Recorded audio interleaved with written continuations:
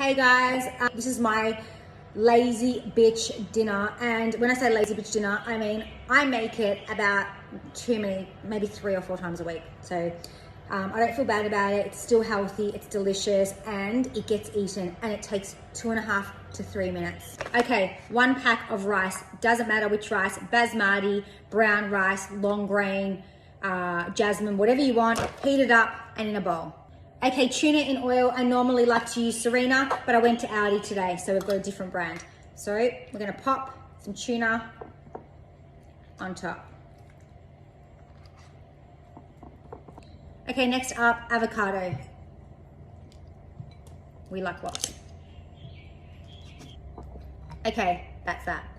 Next up, we're gonna go in with the sesame seeds. Now, black sesame seeds, white sesame seeds, you need sesame seeds. It makes it taste delicious. The seaweed. So you can find these big seaweed sheets at any supermarket, or you can buy the small ones that the kids can take in school lunches, whatever. You're just gonna crush them up. Jesus.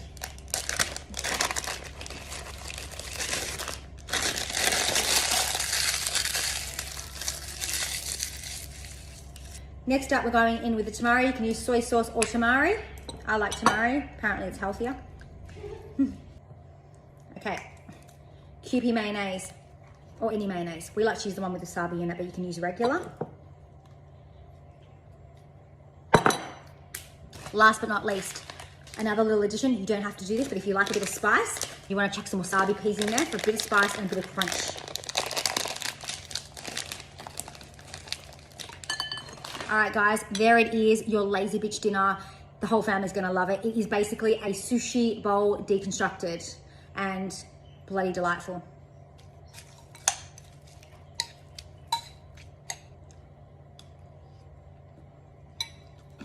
Mmm.